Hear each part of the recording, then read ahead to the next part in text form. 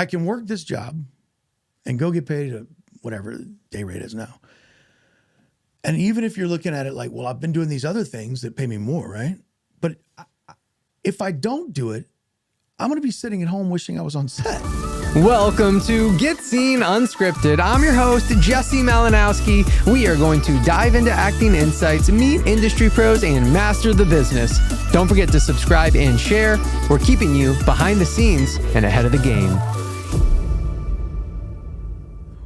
Welcome, everyone. This is Gift Scene Unscripted, and I'm your host, Jesse Malinowski. We're here for a banger episode, actually 2 parts, because we have a very, very special guest, mentor, actor. Like, bro, you're so incredible. Everyone just get crazy in the chat, in the comments, the reviews for Mr. Judd Lormand. What's up, man? What's up, everyone? It's good to be here finally. We've been talking about this since you started doing it. I know, man. I'm like, I think like you're a year overdue at least. Yeah.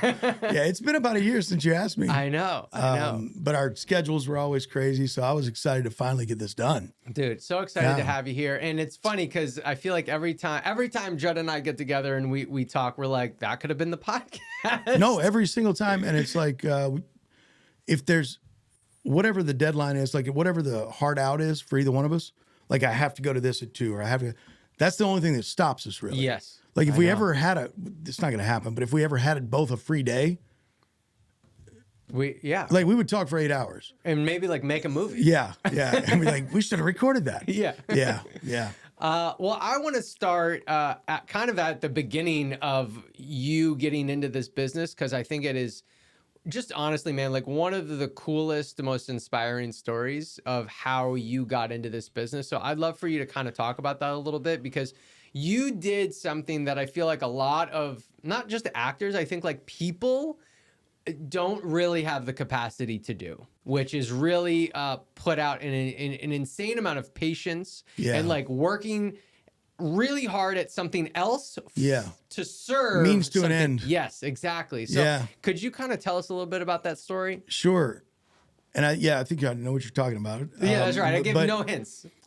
It's and I kind of actually learned something for myself during all that, because that was one of the first times that's happened to me where I basically said, well, I need this, but I need to be free. And I need to have some money set aside in order to pursue this the way I want to. And a lot of people in my old self maybe would have said, well, I don't have that money. And well, maybe one day, and not done it, or done it half-ass, which is what I didn't want to do. And so I basically drew a backwards map.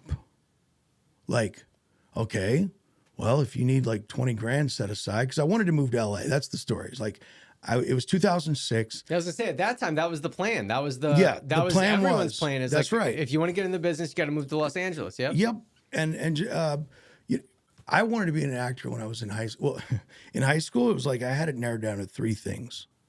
Okay, can you guess what they were? What I wanted to be when you grow up, type thing. Let's see. Come on, man.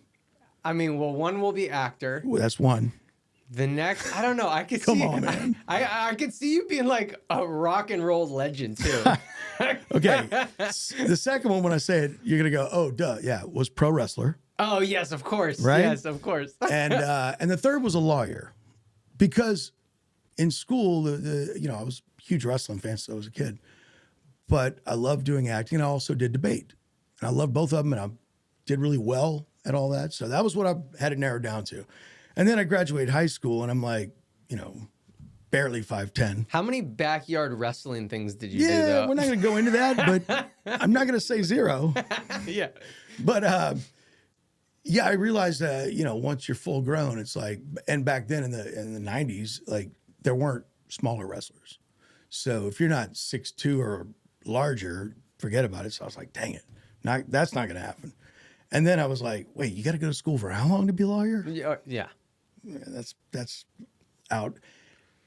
But then I started partying like in my hometown of Louisiana in Lafayette, and not partying, but just had so much fun going off to college and had so many friends locally.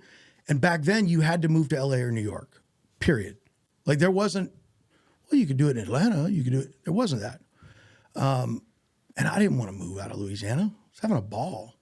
It was like our school at the time, University of Louisiana Lafayette, was like in the Playboy top partying schools. Oh, really? Like a couple of years it was number one. I mean, but it was always in the top 5. It's a huge party school. So I was having a blast. Took my time graduating. And I just kind of put it aside, like even the acting part. I majored in like broadcasting because it was close. And then I finished school, and then, years go by, and I'm managing a restaurant. I was like, all right, just got to stop doing that. I was managing at Hooters. And it's a crazy career track, but I was managing at Hooters. And I was like, okay, maybe I got to get a real job. So I went and got my Series 6 and 7 license to become an investment broker. And I just quit Hooters one day out of nowhere, became a broker for Edward Jones. And then maybe a year and a half into that, someone mentioned that there was a couple movies being shot in New Orleans. I was like, what? Perked up, right? Yeah, you're like, I wanted to do this. And I see my buddy Marcus Brown. Have you ever met Marcus Brown? I don't think so. He's from Louisiana, great actor.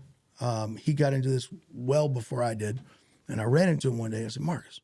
He said, yeah, I've been doing some movies and such. And he's got an agent. I was like, whoa. It's like, what do I need to do, Like anyone else. Like, okay, what? And got some headshots, get an agent. But everyone's telling me at the time, Louisiana had the tax credit system in place before Georgia did. And they were not on fire, but they were getting some projects that would trickle in. We'd get 2 or 3 movies a year, no TV series back then. And, but I got an agent, got a couple commercials, so they knew maybe I was bookable or something. But they all told me the same thing. You need to move to LA. You need to move to LA. I said, why? They said, well, they're not casting a lot of roles down here. I mean, the confidence in the market was bare minimum. I was going to say non-existent. It was like, it was like if they had 35 people in a movie, they would cast 4 roles in New Orleans and the rest would be brought in. And thanks to all the hard work, all the people down here in the market in Southeast, it's way different now. Oh, yeah. But it was really bad then. And they were like, your type, you should be reading for the best friend of the lead. But they don't read that down here. They cast that in LA. I said, okay, all right. So I go to, now remember, I'm fresh off of Edward Jones, numbers, Right. sales and numbers and spreadsheets and whatever, which I'm not that guy. Okay. I'm not a spreadsheet numbers guy, but I became one for a little while for that job. So I fly out to LA and I stay with a friend for 2 weeks. And the goal was to get a realistic cost of living analysis. And I knew that all the actors out there are waiting tables and bartending. That's how it works. Oh, yeah. And I said, all right, so if I get a bartending gig or a table waiting gig, and then I talked to a couple actors out there when I was there, and they said, yeah, but sometimes like if you get a call back or a booking, you lose your job. Because if you can't get your shift covered, and most of the actors are like, well, I'm not working the shift. Right. I just booked a Mountain Dew commercial. Like, see ya. So you have to kind of plan for that. Well, what if you go 2 weeks of the month without a job? Hopefully it was because of a Mountain Dew commercial, right? But what if you, like, what kind of money do you need to fall back on? So I was looking for a sum of money that not to live off of, because I was going to get a job. Like a cushion. Yeah, miscellaneous, just in case funds. And I figured, if you needed to dip into it, I don't know, a few $100 a month to help you with rent or something. How can you go out there for 2 years and not come home with your tail between your legs because you ran out of money? That's what I wanted to avoid. And I got my degree at this point. I got my license to do stocks and bonds or whatever. And you can always go back to Hooters. Yeah, I could always go back to Hooters. It's always Hooters, right?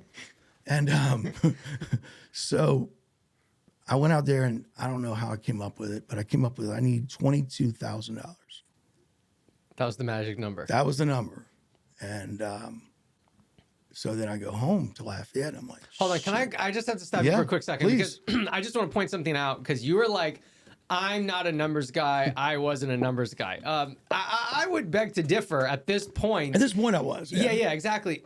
But I think we put like those identities on ourselves of like, I'm not this, I'm not this right? Not that and it's guy. just like, but it's just a skill, or it's a little bit of effort, or it's a little bit of energy. So I just think it's a quick thing to point out. It is. That you're like, oh, I don't, that's not me. And I'm like, I think, I don't know anyone else. Yeah, I don't know anyone else that has done this type of homework that has everything to do with the line items and the numbers and all that stuff. So I just want to point that out, that like you might think this about yourself, but it's just small shifts in your lifestyle, in your habits, and what's important to you, and then you can become that person if you want to, if you wish. No doubt, that's a great lesson. I'm glad you pointed that out, because even to this day, it's like to this day, I'm not an organized person. Right? Like if you saw my house, you'd be like, no, he's not. My wife could vouch for that any day of the week. But when it comes to this business, I became organized. Right. And it's like the only aspect of my life that I'm like, So no, I'm not that guy, but I've become that guy for this. Right. Which is a lesson for everyone. If you're not something, well, how bad do you want this other thing? If you want this other thing and it takes doing that, then do it. Exactly. So that's what I did. All right, so $22,000. So I need 22 grand. Okay. And I'm like, how am I going to get 22 grand? Okay, I quit the investment job because I wanted to say screw it and start auditioning. But there weren't that many projects, right? Like, little did I know I wasn't going to make a lot of money. So now I'm back to like driving a small car. I would DJ on the radio. 102.1 KQIS, that guy, right?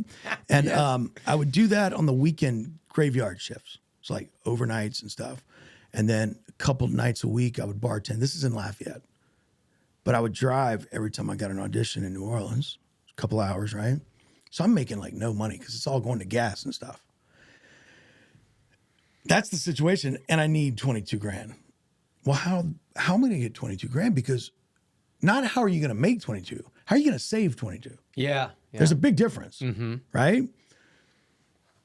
And I then remembered a buddy of mine who used to come into Hooters. Back to Hooters? Yeah, good buddy of mine. His name was Ricky. And I called him up. I said, Ricky, what is it you do offshore?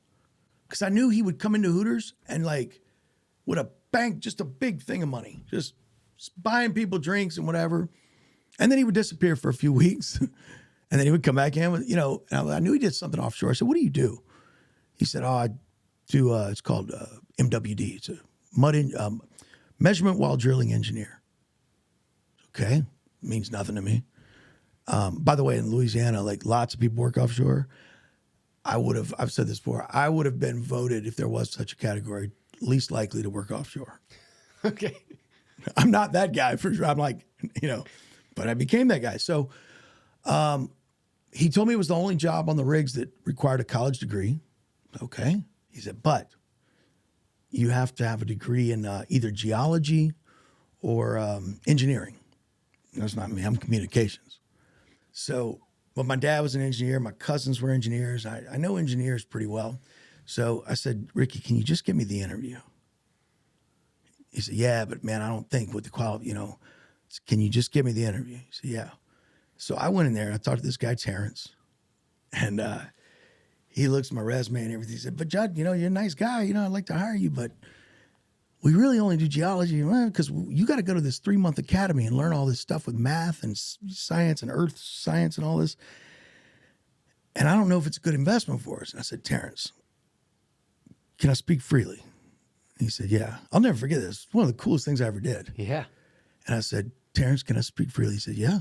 I said, I'm not an engineer, but I'm driven. And if you send me to that 3-month academy, I will ace that 3-month academy because I want this job.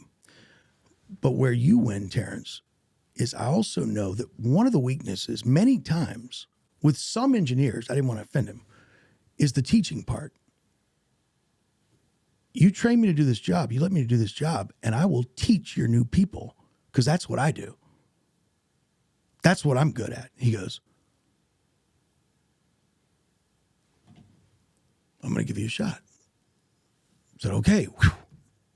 And he hires me on. I go to the 3-month academy. Wait, I have to pause again because there's such good lessons. Because, hey, are you a parent of a young actor? Then you're going to want to pay attention to this, because Gift Scene Studios has what we call our Rising Star program. This program is incredible. It is a monthly program that puts you in front of an industry pro every single month and focuses on what a young actor needs to be focusing on, which is auditions. So every single month we focus on either theatrical auditions or commercial auditions so they can be set up for success when they get an agent, or if they already have an agent, to really succeed at these auditions and even begin to make money at this. So we bring in different industry pros every single month, and agents and casting directors, and then work on those auditions. So if this sounds like something that you would like to get your child or a friend that has a child involved in, all you need to do is email risingstar@giftscenestudios.com, and we will let you try your first month for just $1 a class. That's right, only $1 a class. All you got to do is email us, and we will get you all set up and ready to go to improve those auditions, and then also get in front of those industry pros, because we are Gift Scene. Thanks for watching. So many people, again, right, is like, oh, the rules are this. Yeah, the rules are right? this. The rules are you have to have this this or this. And you were like, I understand those are the rules, but guess what I got? I'm going to try. And I'm going to bring this instead. I'm going to give myself half a chance. Yes. Do you know what I mean? Yes. And it's just, how often do those things come up in our life where it's like, oh yeah, you're not supposed to walk that path, or you're not supposed to do this, and you're like, oh, okay, I guess those are the rules. And it's like, sometimes rules are meant to be broken, and it's like, in this case, he's like, all right, I'm gonna break the normal rules and guidelines, because it seems like you're worth it, or it looks like there's a win-win, and you discovered that and found that. And so many elements of like having faith in yourself, being courageous enough to go for it and speak, and being creative, so many things. And the big driving factor in all this is like, again, I was not a numbers guy. I was not a spreadsheet guy, not an organizational guy at all. Hell, I was barely making it on time to anything, right? If I got to be totally honest. But it was all just because I wanted to be an actor. And it's like, well, Judd, are you willing to not be an actor because you weren't organized? No, I'll give it a shot. Right? Like, are you willing to not go get because I heard like what this job was paying, and I was like, now this could work. If I reduce my expenses, cut my cable bill, cut all this stuff, because I'm gonna be gone anyway. Right? If I cut my expenses and I get this job, all right, if I do it for a year and a half, I could save my $22,000. And so I wanted it. This was my only way to do it. That's the only way I could think of to do it. I still to this day couldn't think of, maybe with all of the computer stuff now, the tech world, right? Right. But really to set out and say, I need to save this money, I didn't know any other way. So I said, this is my ticket, I got to do it. So it was a do or die type thing, and I wanted to be an actor. So he hires me on, and I ended up working it for 3 years instead of a year and a half. Because you get lots of breaks. And like I had a girlfriend in Miami, and another girl, like not serious, but another girl I was seeing in Canada. So I was like traveling during my breaks, so I was spending some money, right? Yeah. Why not? The plan changed slightly. You still got to live, right? Yeah. You know what I mean? So it went to about 3 years. And then by the time 3 years was up, they were trying to get me to take an office job in Mexico, the company. Oh, wow. To work with the other companies that hired us, communicate with them, and to teach others. Told you so, right? Like, and it was a really good job. And I just met my wife, who I was about to marry. We were dating. And she had no clue. I'd never told her. Did you know this? Like, I never told her why I worked offshore. Oh, no. Quick backtrack. I think I do. I do know this story, because she was like, when you told her the plan, right? She was like, wait, what? Yes. Right? Yeah. Yes, because the reason I was like, I'd learned to become silent about that was because the first couple jobs I go off on the rig, and you get to the dining hall and you got all the it's in a way it's like prison, like you're the new guy and everybody's like, and sitting there at the thing, and the guys that were working for my company were like, yeah, so what brings you out here, man? Why are you doing this? You know?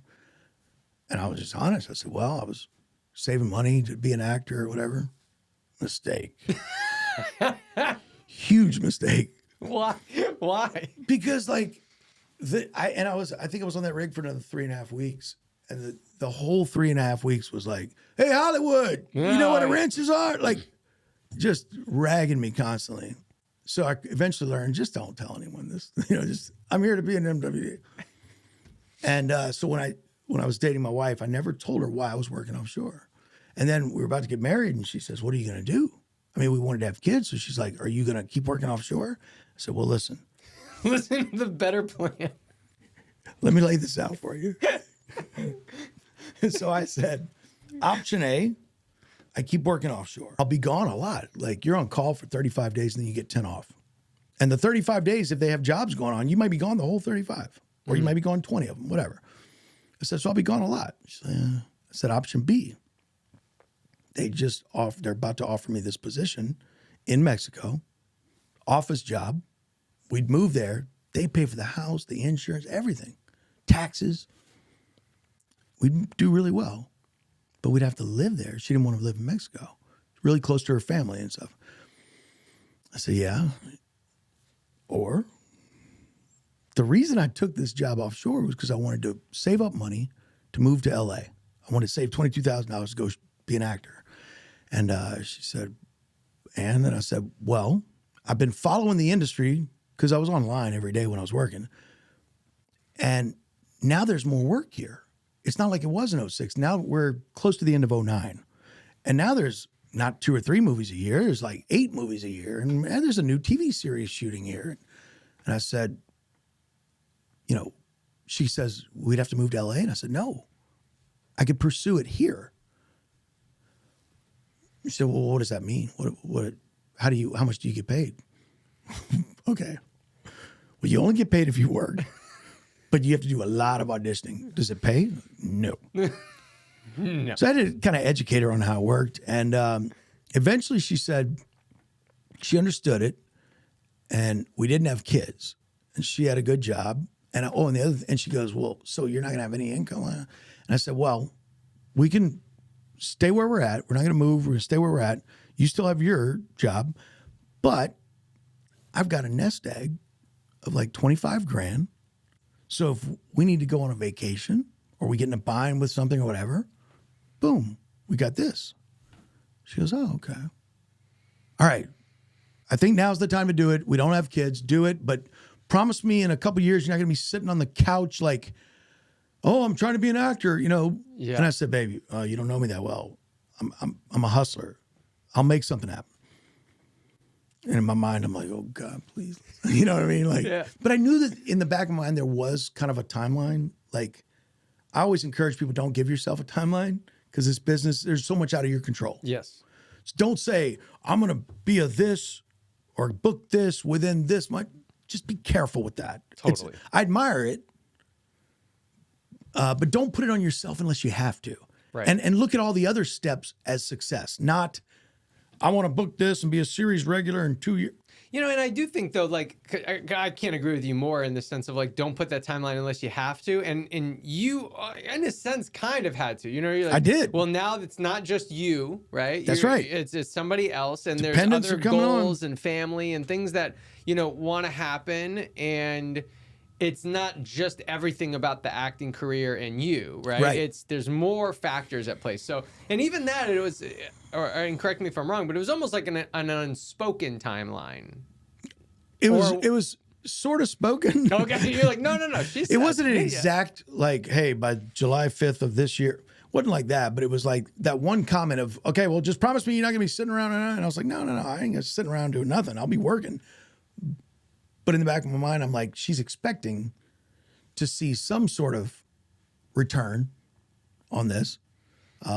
Sometime, relatively in the next year and a half, 2 years. Like, I got to make something. I got to at least show her that this might be worth pursuing. Yes. To keep me pursuing. Right. And so what did that look like? How was in 12 to 18 months, what was the proof? I got lucky. So Jesse, like one of the things I love about you is I always tell people this is, man, Jesse's a hustler. Like, you know, we'll do whatever it takes to do whatever, right? Yeah. Like, you're not a this, but you become this. That you get it. Well, I was like that. I was like, okay, I got to make something happen. So, this was when we finally pulled the plug and I left that job and got married. It was October, November of 2009. And I called my agent in Mississippi. I said, put me back on active. I had a small agent. And I said, I'm ready to go. Whatever. Send me for anything. And started auditioning. And in July of 2010, I got my first SAG job on a movie. And I was like, And at that hold on, at that time the day rate was like 800 and it's 804. yeah. And I said, yeah, you know, I got this. And my wife said, well, how much, you know, cool. How much money are you going to make? You're going to be in a movie. It's like $800. Yeah. $800 before taxes. Yeah. Yeah. She's like, and I was like, $800. It's going to be a 1-day deal. Like, that's my per day. And it's in Georgia. They weren't paying travel, you know. Oh God. One of those. And so that didn't really show, but it did. But I did. I was actually brought onto that as a set coach for a little guy I was coaching. He was 12, almost 13 at the time. And I had recruited him into the agency and kind of taught him how to audition. And so they hired me as a set coach. So I was there for a few weeks. So I actually had my wife come up to Georgia and go on set one day because I needed her to focus on the coolness. Yes. Not on this part. So right? smart. Yeah. So smart. Yeah. So she was like, oh, this is so cool. You know, the movies. Wow, this is awesome. And I think it was another 3 months, 4 months. Maybe I got one more. And they're still just trickling in. And then finally in 2011, I book a SAG commercial for Robitussin. And you hear things about commercials. You could make a whole lot of money, and some of them don't. It depends on the airings, and you know how it works. Oh, yeah. And so I didn't want to get my expectations up, but then, boom, those checks started coming. Oh, yes. And I paid off my car and her car, which we had 3 or 4 years to pay on them, and just paid them both off. And she was like, and she never asked me anything else. You know what I mean? Yeah. Like, she got it. Like, right. It was about a year and a half into it where, so I showed a couple bookings, showed like, oh, look, I'm on TV, $800 more. And so she got the cool aspect. And then she saw, okay, that's enough money to like justify everything you did for the last year and a half. I'm like, exactly. Right. So I got lucky in that instance, in that situation. But yeah, so she never really asked again. And then I got fortunate enough to where in 2011, 12, 13, dude, Louisiana was banging. Yeah. Blowing up. And Atlanta had started to come up. And so, yeah, I made it a point to try to get on the good list of someone who's reliable, even to the Atlanta casting directors. So, and back then it wasn't get your tape in on time. That wasn't reliable. No. It was get your ass in the car and be here for the first round audition. Hold on, I want to jump into that because I mean, I'm sure we could go back and forth. We go for hours talking about that, totally. But because you said it took a year and a half, but I just want to point out that I'm like, I don't think it did take you a year and a half. It took way more time than that, right? Because you did all of this additional preparation, right? Of like having that money. Yeah. Oh yeah. You know what I mean? Yeah. So it's like it really was like 4.5, 5 years. It was a year and a half from the time that I quit the job, had the nest egg, and decided to pursue in the Southeast. But if you look at that was 2006. I mean, I know that I wasn't taking courses or whatever, but for 3 years I'm offshore. You're doing your own preparation. And I'm obsessed. Yeah. Yes. I'm watching the projects like, you know, you could go on the film commission board and I would go to my agency's website and I'm checking all this stuff and it was killing me because to watch it kind of start to blow up and I'm sitting on a rig. Oh, I'd love to audition, but can't. Right. But I'm studying it. I'm watching as many of the shows as I could that were shooting in the Southeast. And so it was a long time coming. I mean, it was 3 years or maybe a little bit more. 3 years of work, dedication with like not even a chance. No chance of booking anything. Right, exactly. Which I think that element is almost harder. It is. It was one of the harder things I ever had to do, because in 2006, when I decided to do that, I did get a taste. Like, I went to an audition for the Jamie Foxx, the Ray. That was shot in New Orleans. Yeah. So I got to actually go to my first live movie audition back in 2006, Mark Fincannon. And got a couple of those things in and booked a couple regional commercials. So I got a taste of this. Didn't make much money, but a taste. And then to make the decision to go, okay, if I decide to do this for the money, to enable me to do this, I have to pull out completely. That was brutal. It really was. Yeah, it was very hard to make the call to the agent and say, take me off of active, because if you do send me anything, I'm afraid I'll lose this job. Right. Because I will be so tempted to go to that audition. And she said, okay. So I stayed in touch with her and stuff. But yeah, it was really hard. One other thing that I want to mention, because this was during that same period, 2005, 2006. One of the things that I was told that helps you get auditions, whatever, is you gotta have a demo reel. Okay.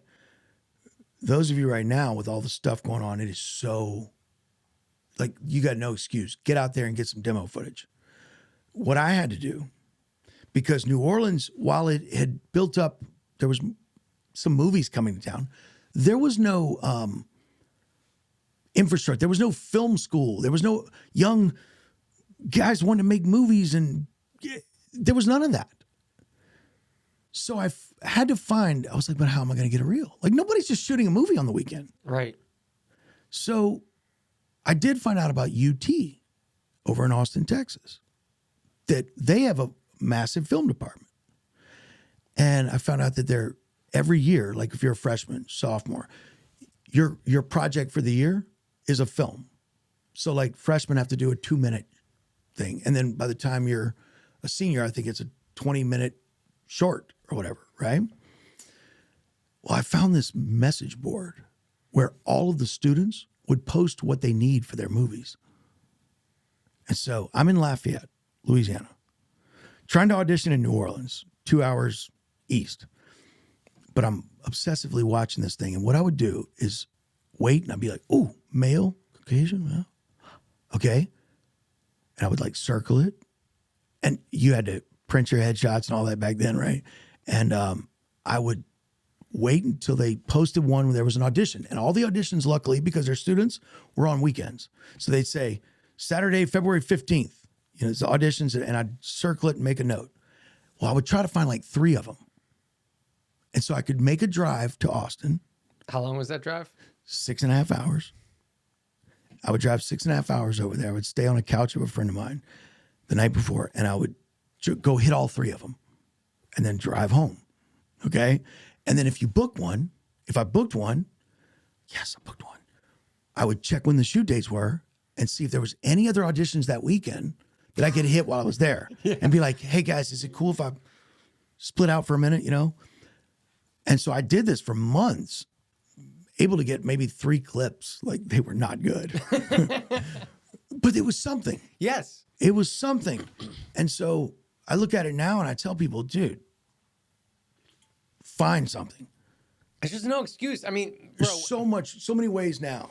Why I love this story, and I mean, why I just love you so much, Judd, is like, there was so much sacrifice and you just creating your own path, and there's nowhere in a handbook or acting book, not in Meisner does it say go work on an oil rig and save money. Nope. Get 20K and then that'll help. Like, you're like, I think I'm going to just make this up, right? Yeah. It doesn't say, by the way, when you're in Lafayette, you're supposed to go to Austin, Texas to get your footage. You need to go to Austin. No one tells you anything. No one tells you anything. And so, like, you were figuring it out. You were taking risks. You were creating your own path. And just, I mean, you keep using the word hustling, right? And just hustling. Yes. And it's like, and I say this in the nicest way to the listeners, right? The actors that Yeah, are, you know, yeah, like, yeah. man, I wish this was happening for me. It's like, most likely your ass is not working hard enough. You know Find what I mean? Like, something. go figure it Yeah. out. You have to. And Yeah. just, you just have story after story of just like figuring it out, which I feel like kind of leads us into the next thing of like, you, and I want you to jump into it, and we kind of know some of the things that we did, but like, what were some of the ways that you, because you said I wanted to be the person that could be like they could count on me, Reliable, right? yeah. Again, even that though, that's not even something like in the book, make sure to show casting, you're reliable, right? That's not written anywhere. That was your idea. Nope. And then there's no, what does reliable mean? Yeah, what is it? Yeah. Yeah. So what did you decide? Like, what were action steps you took? I'm like, I'm going to make sure I do this, this, and this so they can think of me as a reliable actor, Yes. one they can count on. Got it. Yeah. So it was a different world back then, obviously. Yep. But, you know, the main thing was I remember telling, I remember I had to get a new car, and I decided to get a Prius because I wanted to try to be eligible for the Atlanta jobs. And I knew that I was going to be constantly going to New Orleans and whatever. And again, at this period, first round was not taped. Like, so I was about to say it earlier, like, I would drive to Atlanta and, okay, your time is 4 p.m. at this office. Go over there, boom, okay, drive home. 4 days later, 5 days later, oh, you got a call back on Monday. Okay, drive again. Hit the callback, drive home. Sometimes do a fitting. You were going over there, I was making 2 trips for all the stuff I didn't get. For the stuff you did get, you were going to do 3 or 4 trips when you factor in the fitting and then the shoot. So you're doing 4 trips from Baton Rouge to Atlanta, about 7.5 hours, without any pay. Or if you did book it, it was normally a day. You're 800 and I think it went up to 896 at one point. Yeah, I was going to say that. Now we're close to 900. The 896 was gone, right?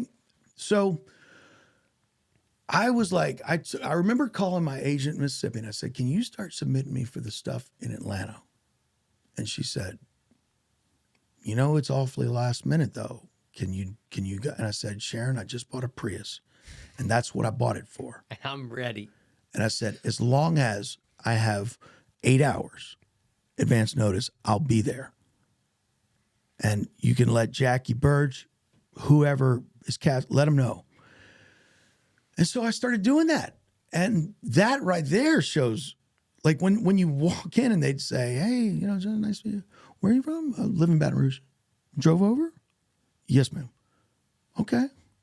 And it would register as like you used to do with the buses getting to New Orleans to get to Megan Lewis's office. Yep. Right? Same thing with Megan's office. Like, get there early, get in, do your thing and leave, you know, and be professional. And that started to show them the reliability, never being late, never where's Judd, never any of that stuff.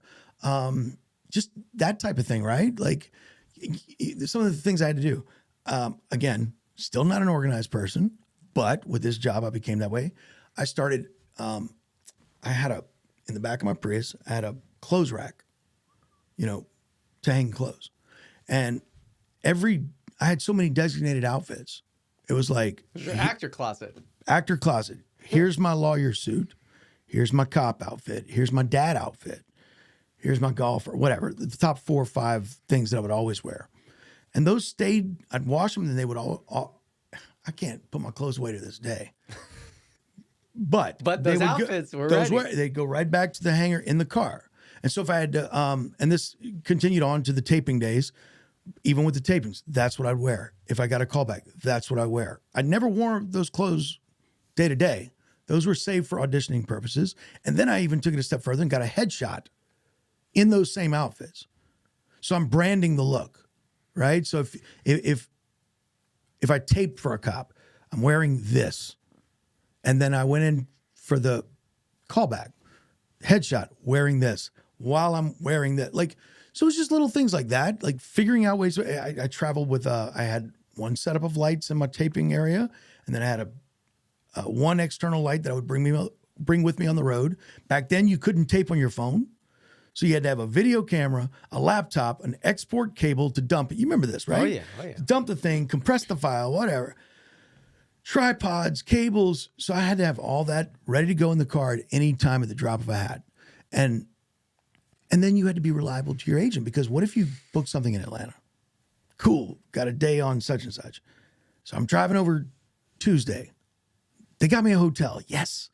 I stay there Tuesday night. I shoot Wednesday, and then I'm going to drive home Thursday. Oh, but Taryn Chase just sent you an audition. They need you to tape it. Okay. Got all my stuff in the car, got my outfits. Like, that's reliable right there. Yep. You know what I mean? I'm on set working the entire day Wednesday, but I'm going to get that tape in. And so letting your agent know that. Like, there's all kinds of. I feel like all of it is equaling saying yes to every and any opportunity at all costs, essentially. Dude, to this day, even after doing 7 years on SEAL Team, I've had to tell my agent, Alex, I told him, if you don't think I should do something, do not send it to me. Because you're doing it. Because if I get the audition, if you send me a one line, the cop sneezes and says, "Excuse me," and walks off, I'm going to want that. I'm going to figure out a way to, like, my mind looks at the breakdown and everything. Oh, and I see the positive. I'm like, well, this will be fun. I'll get to work with this guy. Okay. And I want the job. I've never sneezed on set before. I get to sneeze. I want to get paid to, and it really. Yeah. So yeah, even to this day, it's like, if you send me the audition, I want the job. So I've had to, like, if Alex is like, if you don't want to do this, then don't submit me and don't send it to me. Because once it comes in that email, I'm like, all right, and I want it. Yep. So I still, to this day, I think one time I said no to one thing, and that's it. But no, don't say no. Because I know, Jesse, you're the same way. You're cut from the same cloth. I can work this job and go get paid a whatever the day rate is now. And even if you're looking at it like, well, I've been doing these other things that pay me more, right? But if I don't do it, I'm going to be sitting at home wishing I was on set. Yeah. And when you do work it, it's not just about the money or the co-star. Yes, you're working with a new director, chances are, different set of writers, producers. Hello, these people continue to work. Yeah. And that's more exposure and connections and friends that you can meet. And it doesn't take me more than 4 seconds to see what I did there? Doesn't take me more than 4 seconds to look at a breakdown when it's sent to me and find the reasons I should do it. I love that. I love that. What would you say? Because those days of Megabus. You need a snippet. You need to snippet that part. That needs to go on Instagram. Yeah. Little teaser. What do you think it looks like now for? Because and I love that, and I don't think that really gets talked about. Is like, you know what, I want to be the reliable actor, right? Yeah. I think most actors are thinking like, I want to be the most talented, and I want to be where it's like, I don't know, most reliable probably wins. When it comes to longevity. So it's like, what does that look like now? Well, let me just hit on what you just said. When it comes to, some people say, I want to be the most talented. I want to be the best at this or that. That's all awesome. However, I find that if I want to be the most talented or the best cop or whatever, right? Those are great, but they're also super subjective. Yeah. Being reliable, that's hard to argue. Like it's not a great point. Who debates that? Yeah, this guy shows up every time. Guy shows up. The guy gets here and knows all of his stuff. I mean, everything. He's ready to go. He's ready to be adjusted. He's ready. He's walked the set. Like, get on set if you can, even if it's your first job. Ask them if you can. You're waiting in your trailer. Ask them if, instead of saying, I'd like to go look around set, ask them if you can head over there. I need to stretch my legs and grab a coffee on set. a few minutes before they need you, right? They're going to come get you in the van like right when it's time. But I try to get out of there a little early, and I try to sit in Video Village and watch and listen and pay attention, because you can start seeing the things that are important to the production, right? Oh, this guy's not ready yet. Everyone's pissed. Yeah. Okay. Well, I'm already ready, but I'm going to make damn sure I'm ready. Like, you know what I mean? Yep. And those things, like I say, you can't argue that. You can't argue. Like, no one's going to look at you or myself, Jesse, after a day of work and go, I think that guy was so reliable, hardworking.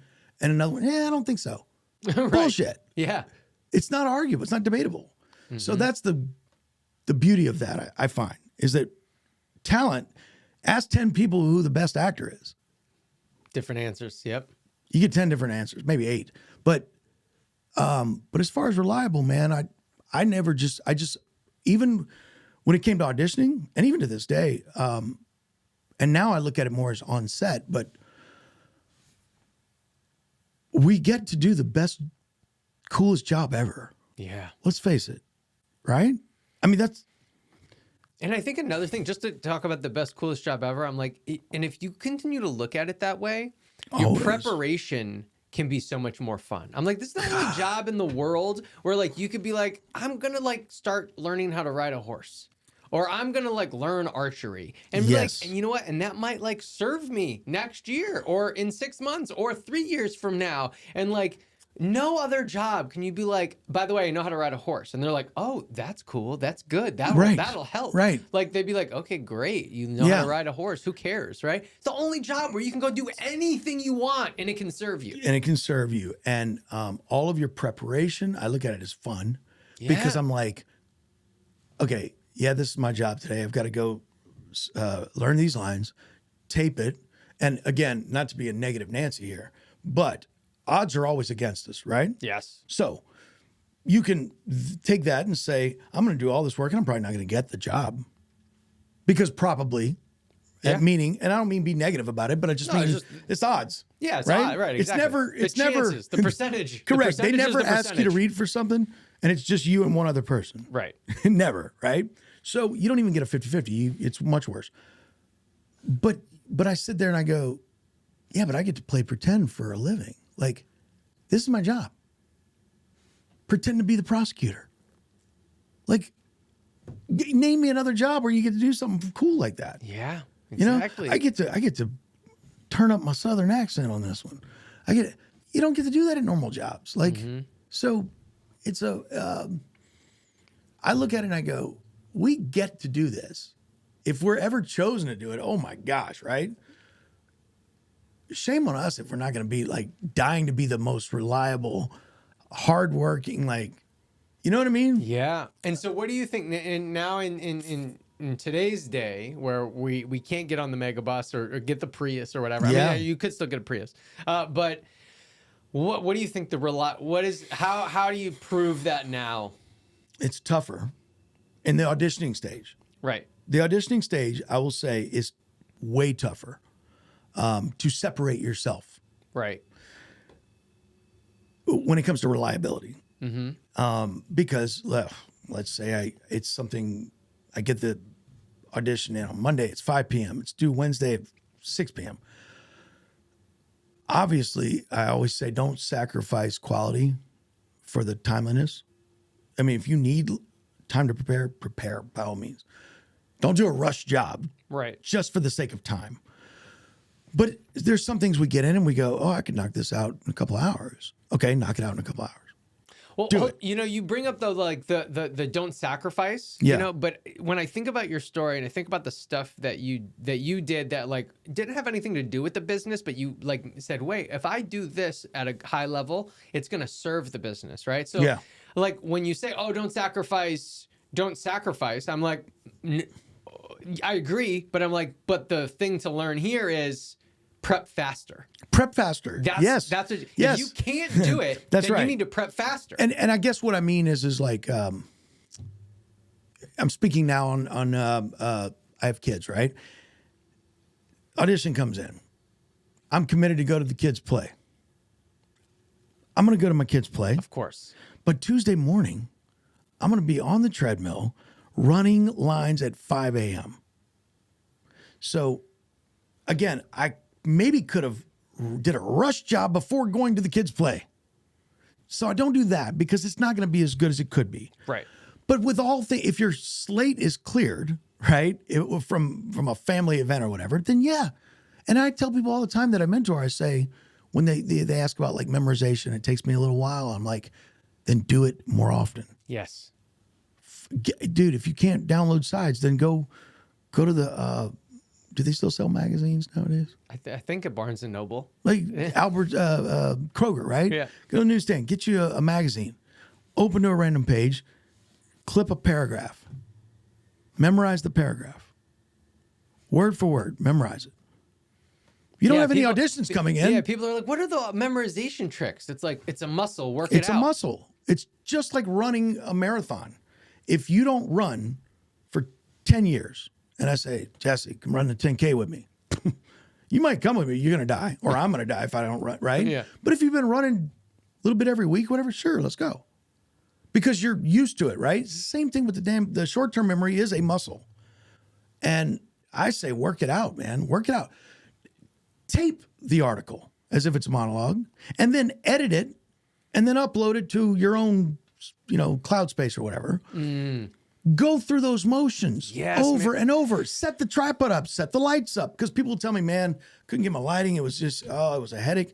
Do it more often. Dude, work I love the that bugs so out. much. Dude, you're so right. Because, so many people will bring up the editing phase and whatever, and that it's really hard. I'm like, look, I understand when you first start, it is. However, I have now edited so many tapes, you have too, that I'm like, I can edit my tape in about 14 seconds, right? Yeah, it's like, boom. done. We're ready. And it's like, if you aren't at the level to be able to feel that confident, being like, I'm going to adjust the lighting quickly, I'm going to reduce the background noise, chop off the front, the back, Then you're not ready.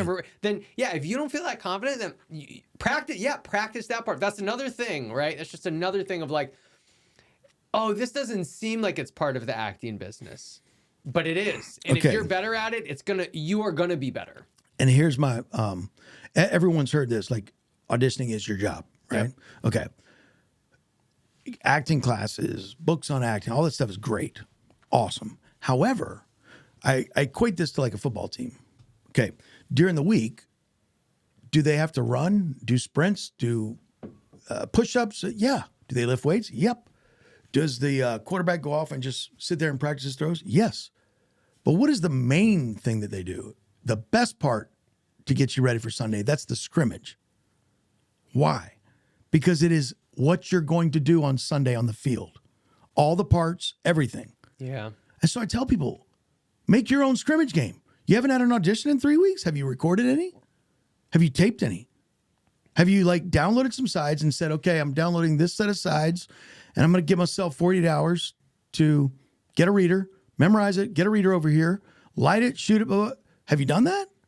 Because that is only going to make you, A, better at doing this, but B, quicker, and C, more ready for when it does come in.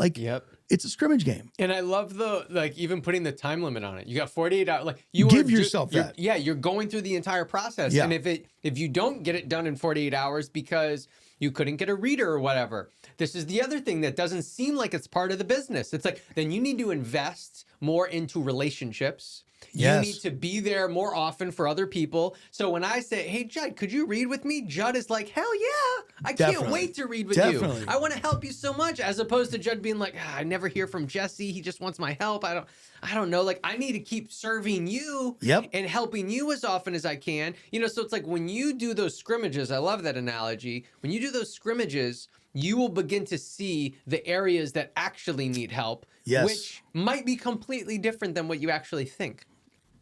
100%. And that is part of your job. And, because you said some people don't think of it as, that is. We all admit that auditioning is our job. Most of us have accepted that part. No, auditioning is the job. Right. But what is auditioning? Lighting, sound, reader, memorization, choosing a contrasting set of characters, analyzing the best. All that stuff comes into play. And the more you do it, the better you get. I say the same thing about choosing two characters. When you do two takes, same practice, I tell people. Because many times when I'm mentoring, I'll be like, "Oh, what about this for a second take?" And the person's like, "Whoa, that's awesome. How did you think of that so fast?" Because I think of it all the time. Yes. Dude, it reminds me of a story years and years ago. I remember I had just did American Reunion, so I had 9 weeks on American Reunion, so I was able to get an LA manager really easily. So then I started getting all of these like series regular auditions. So they're like 10 pages, and I remember this one audition. I'm like working as hard as I can, spending hours and hours on it, and then I go tape it with my acting coach at the time, and I get ready to do it, and she's like, "Okay, let's add this, this, and this." Right? She reads it one time, and breaks it down better than I did all afternoon. And I was like, how are you able to do that? And she's like, I've read way more scripts than you. Yes. And I was like, and I remember at the time I didn't like that answer. I was like, well, that's bullshit. Like, no, tell me the trick, right? Then I run taping services and I go audition. And now I can do it. You can do it now wasn't too. Until I did you find those moments, those beats. Scripts. Yep. That's right. And that was the other thing that, you know, I try to always mention this anytime I do a podcast or an interview or anything. And because a lot of times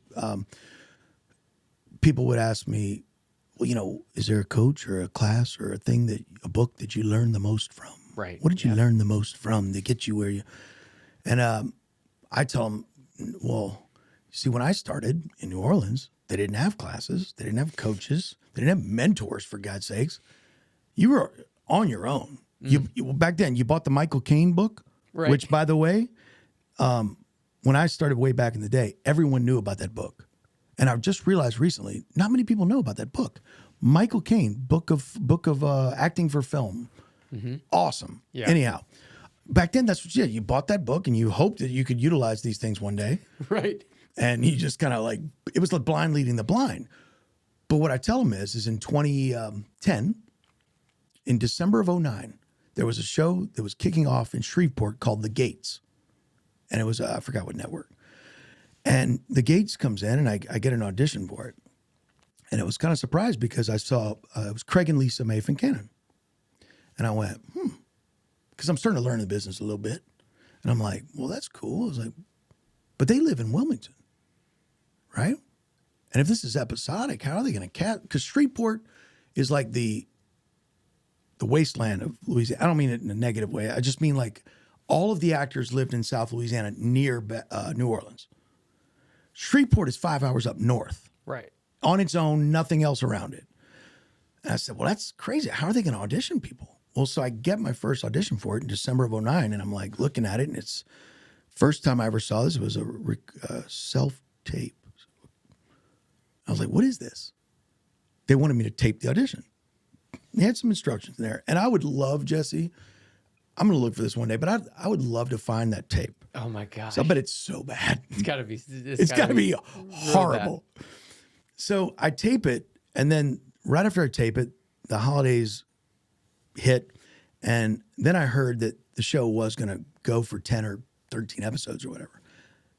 And I called my agent in Mississippi, and I said, listen, Sharon, I said, if anyone on the agency roster gets a request for one of these taping things, do me a favor. Just let them know I will tape them for free. Just send them to me if they're willing to drive over here. And she goes, okay, why are you doing that? And I said, now this is 2010, Jesse. And if you remember this was back when broadband took off. Everyone was getting a cable. Do you got cable or DSL? Remember this? Man. It was huge because your speed of your computer and your phone had gone from like here to here overnight if you got the cable or the DSL broadband. And so this was gradually where now everyone's getting broadband. Also at the same time, your little handheld JVC camcorder, HD, whatever, they were getting cheaper and cheaper and cheaper. So I'm like, technology's getting cheaper. Broadband's getting bigger. And I just knew, and I told Sharon, this is the future. Because I did the math on it, and I'm thinking, wait a minute, a casting director like Lisa May and Craig can once a week go down to Shreveport, rent an office, schedule actors to come in every 4 minutes like they used to do. You're at 12:06, you're at 12:11, right? Pay an assistant, pay a reader.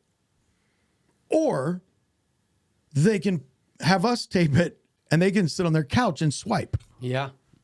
I'm like, this is a no-brainer. It's Judd, you know what's so funny? I don't think we knew this about each other. Like, I pretty much started a taping service the exact same way. I remember People Source Yes. sent out an email, and at this time, everybody that had the audition was on the email. Yes. And I remember looking, it was like 50 people. like, wait and a minute, I could tape for these people. I was like, People Store's not going to be able to tape all these people. Yeah, And so then me and my guys that were at the bungalow, we told, hey, by the way, we're taping ourselves, so like we'll tape some of these people for you. And Yes, we did the yes. same thing. That's crazy. Yeah. So I ended up telling her that, and they started, because now this show has hit Louisiana.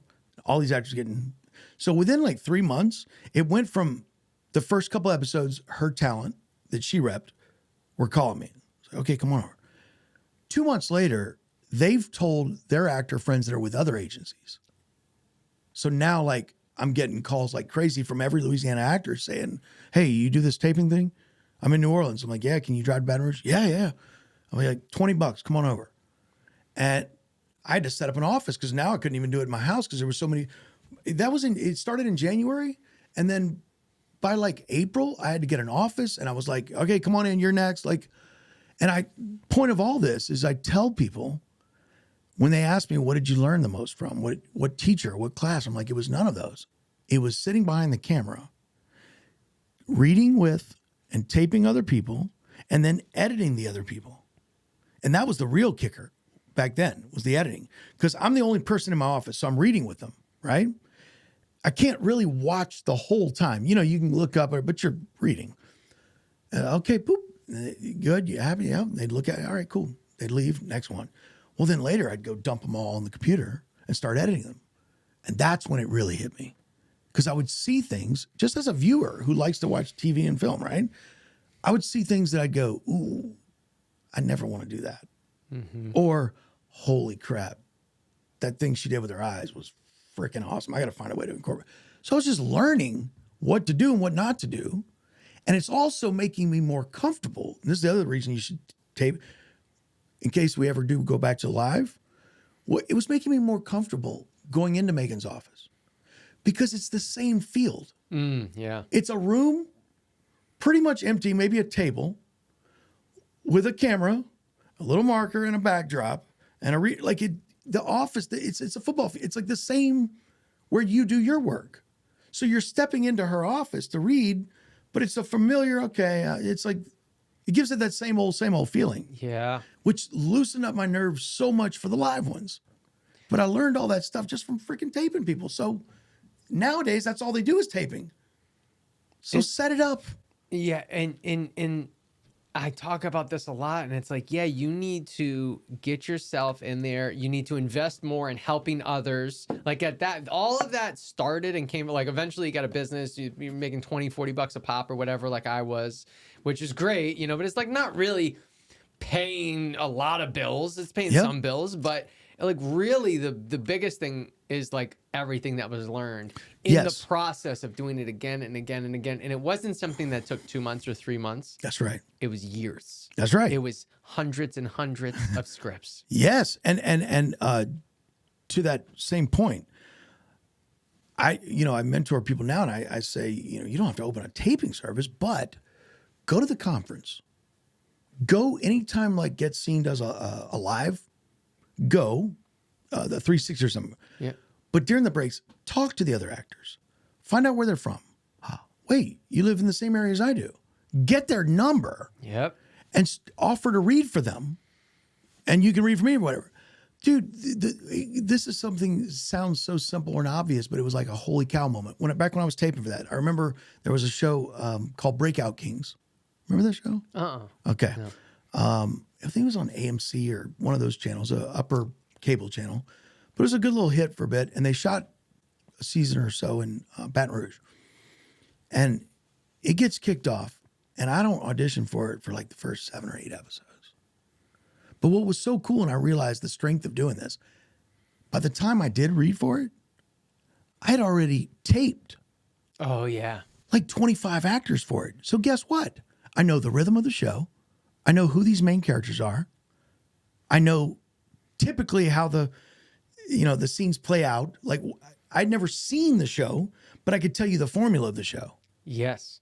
And I'm learning that just because I'm taping other people. Dude, not only that, but it allows you, yeah, like you said, to like learn some of those relationships, right? So you get different sides and you're like, oh, I don't know the relationship between these two. And then you're like, oh, wait, no, I know they're romantically involved because of these other sides. Right. Oh, I know. He's the chief. Clues. He's the authority. Like all those things were popping up and you're like, oh, which put me in a better position for my audition to do it. Yes. And so I tell people, you don't have to open a taping studio, but get together with 2 or 3 people in your area and commit to each other. Yes. Like make a list. Here's 4 of us, and one of us is going to be available when one of us needs it. I love what you just said. We're going to commit to each other. And I think like being brave enough to like even have that conversation. You know what I mean? Because I feel like that's a pretty high level, like, hey, Judd, I'm going to commit to you. Yeah. If you promise to also commit to me. Yeah. Because we need each other. That's like, right. Can we, if you can't, it's fine. I get I'll find it. someone else. And let's have someone over here. But if you do it with 3 or 4. Yes. Let's make a deal, guys. Yes. I love that. One of us will be able to help each other, right? Mm-hmm. And the beauty is I promise anyone out there who, if you don't believe it, try it. You will learn just from being the reader.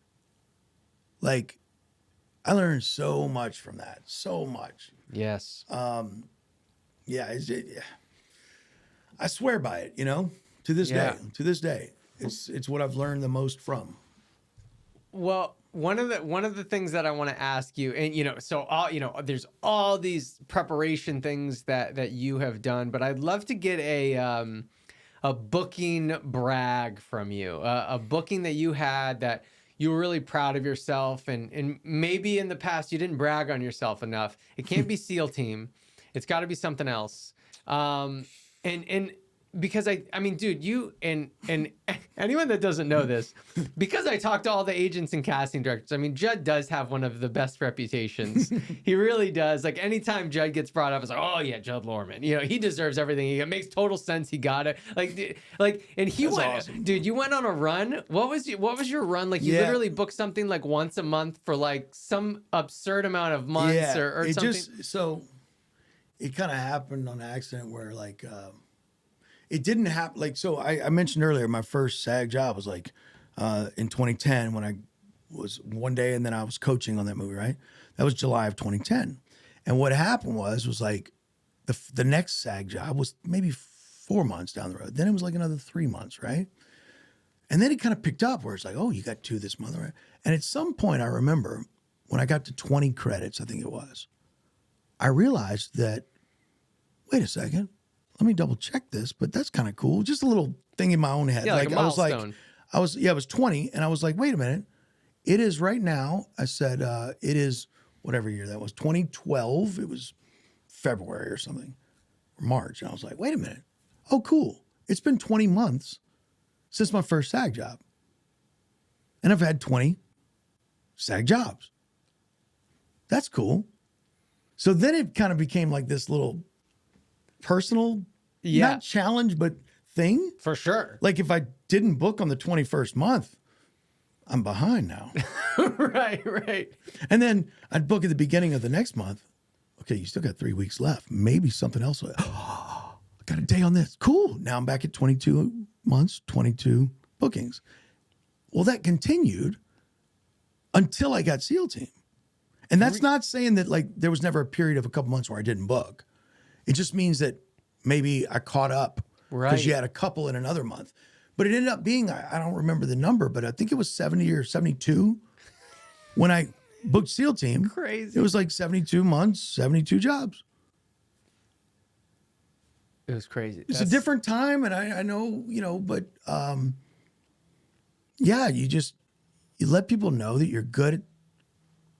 I'm good at what I can do for you. Maybe I'm not your choice, but that's cool. I'll be your choice later. I think that's a good attitude to have, right? Yeah. I remember going to an NCIS audition, NCIS New Orleans, and I changed out in the hall, waiting to go in Megan's office. A switch flipped in my head. And I'm like, here we go, about to go in. I'm like on deck. And something else crazy happened at that audition. I'm not going to tell that story here. But anyway, I'm sitting there kind of, getting your guts and everything ready to go. And I went, I've auditioned for 3 other things that are still open, possible, right? Wait a minute, Judd, if you don't get this job, and at this point I'm like maybe at 50 credits, right? This doesn't mark the end of your career. It's not over. You're going to, hopefully within a month, but Yeah. at some point you'll book another thing. One of these things may turn out to work. This is more of like, I'm here to sell you a product. Megan knows me, or whoever knows me. Hey, how's it going? I'm here to show you what I can do for this. If you love it, awesome. Let's work together. If not, awesome. Good luck with everything, and we'll work together down the road. Like, no sweat. I'll go work on this other thing. And when that switch kind of flipped for me, it really just took so much pressure off. Like, I know what you mean. I feel like last year, maybe a little bit before that, I know the feeling that you're talking about. That Yeah. I'm like, it's not this one, it's the next one. Like, and I don't want this to I don't want this phrasing to get misconstrued, but like a sense of like, I don't care. Like I do care, but it Yes. it is this sense Relax. of like, yeah, of I like care, but it's like, but it's not the end of the world. yeah. And we all at some point have to learn, or hopefully have learned, that you're going to not book more than you book, right? For most of us anyway. And so we learn early on to like kind of, it may take someone a year, it may take them 6 weeks, may take them 6 years, but you audition, you kind of put it behind you, right? So I'd already reached that point at that stage of the NCIS situation. But back then, still, when I would go in, you still had that, here we go, game on, you know, get the game face ready. And I realized, like, it comes from placing all that urgency and importance on that particular job. It's like a do or die. I still had that in me, which is a good thing as far as the preparation goes. Prepare like it's do or die, like you want it, like, you know, right? I swing for the fences on everything. Yeah. But I realized sitting in the hall that day, it's like, it's not the end of the world if I don't get this one scene on NCIS. Especially with NCIS. There's going to be another audition tomorrow. There'll be another one. Yeah. And they've read me several times. I think they probably like me, but don't know what to fit me in as. Yeah. So when it's meant to happen, it'll happen. And we'll work together down the road. But let's just have fun doing this. Yeah, that's the mindset you really, if you're not there yet, you have to strive to get there. Yeah. And Jesse, I think when I got in the car that day, I ended up booking it, that episode. By the way, I booked it too. But I'll tell you this, it was really an ego challenge for me, because I was like frustrated because NCIS comes to New Orleans and I'm like, yeah, they're going to need some males for them, you know. And they read me and they read me and they read me and they read me. I didn't book it till season 3. Wow. I was like, everyone in New Orleans booked it but me. I was so upset. But I also realized that day when I got in the car, before I realized I booked it, I was like, Judd, I was talking to myself and I just said, Judd, you know, it's like, and it's also like, we say this all the time. It's not necessarily about you, right? Mm-hmm. But I actually said to myself, Judd, you may not be right for that. Like, I know you think you are, and you think you crushed it, and you probably did crush it, but you might just not be right for it. And that's okay. Because I'll be right for something. So I used to say this, every no is one no closer to a yes. Yeah. But also, every time you're wrong for something, you're one step closer to them realizing what you're right for. Oh, that's good. Right? Like, Yeah. I'm watching cop tapes. This guy comes on. He just doesn't feel like a cop. So they read you again. Maybe he's the principal. Principal. That sucks. I'm not this. But casting knows what they're doing. And they're going to stop with the cop and the principal and try this because they like something about you. They're trying to figure it out. And so you're one no closer to a yes, but you're also one wrong closer to a right as far as your type and your energy and your feel and all that. And I think, I don't know why, but that one audition for NCIS kind of just flipped it for me. It took the pressure off. And that's your book and brag, or that's just a different lesson. Oh man, No. that's just a totally different lesson. Yeah, I forgot so, the original but question. no, that's good. I didn't think that was the booking brag, but I just wanted to double confirm here. So no, yeah, I want you to brag on Tell yourself me your a little booking bit. brag. What's your booking brag? What's my booking Yeah, brag? because I don't know what to say. Let's see. One of my booking brags, if I was gonna choose one, I guess I would choose. And at this point of recording this episode, I don't know if Cobra Kai has come out yet, but I'll be on the last part of Cobra Kai. And I would say my booking brag, I think, could want to be one of those episodes, because when I got the audition, I was super confident and I was very clear on like what it looked like.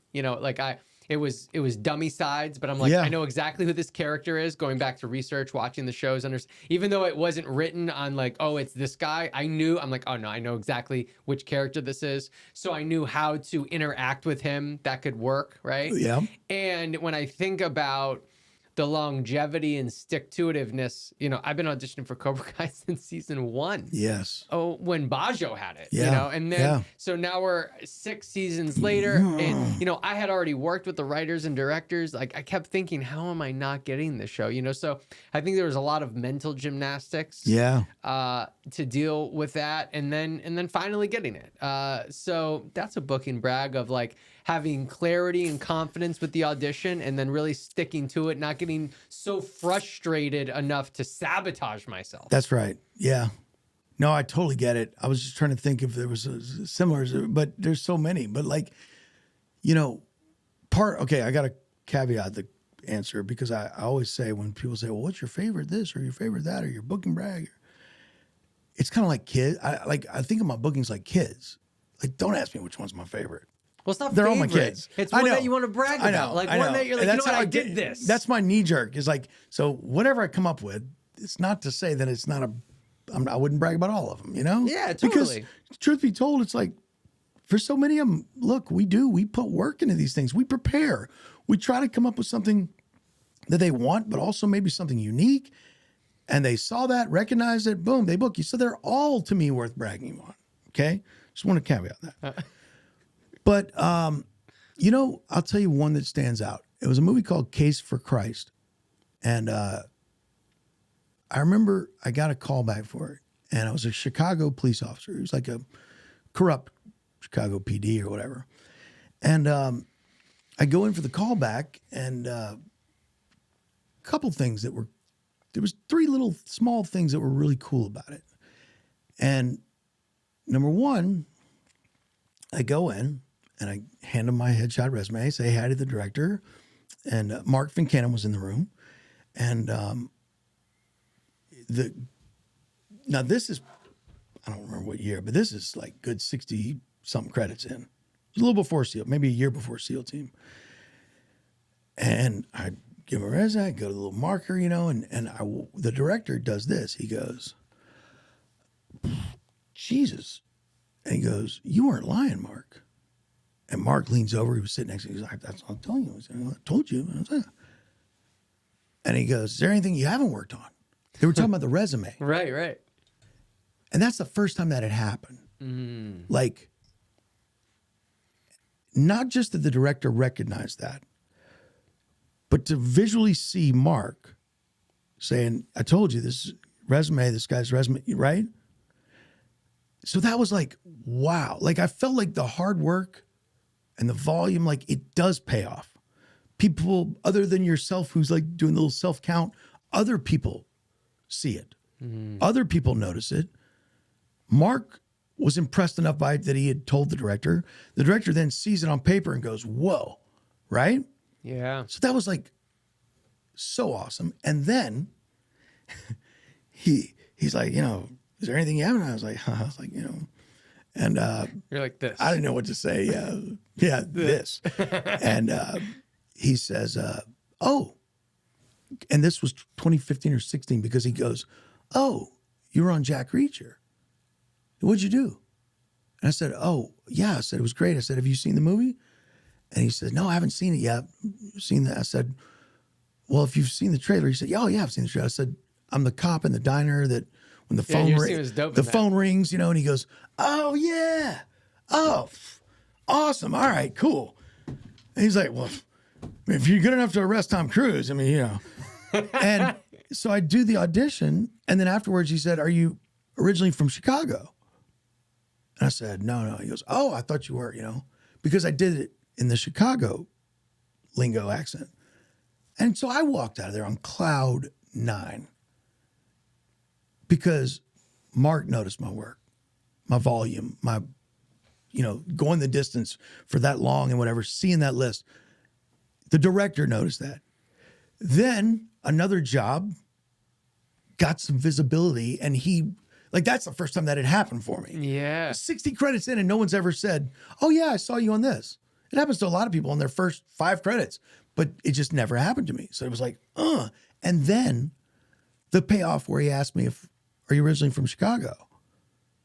Because apparently I did some work on the accent enough to, you know what I mean? Yeah. To make him ask that. So that's a good bragging one for me. Like, Hell yeah. That was great. And yeah, it was awesome. So props to the casting directors who, you know, who pitch and sell talent and point out our strengths.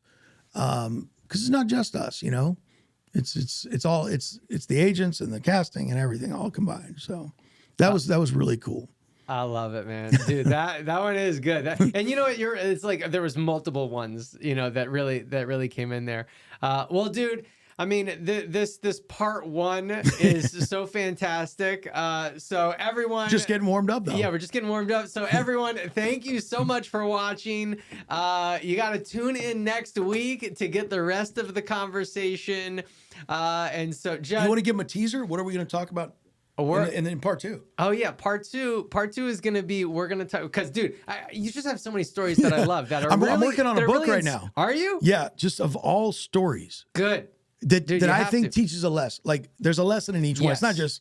just, this one time. It's not like that. What are you calling it? I don't know yet. You don't know yet? All right. Don't have that part yet. All right. Well, we're gonna push that shit out for you, dude. Okay, we good, got it because good. it's so good. Well, so next time, what we're gonna focus on, because how you got into the industry, I think, is so inspiring and so fantastic. And then you booking SEAL Team and how you turned into a series regular, did 7 seasons of that, I also think is an incredible story. So that's what we're about to dive into, but you're gonna have to wait. So Judd, thank you so much. Yeah, man. Thank you. Let's do it. Everyone, thank you for being here. We'll see you next time.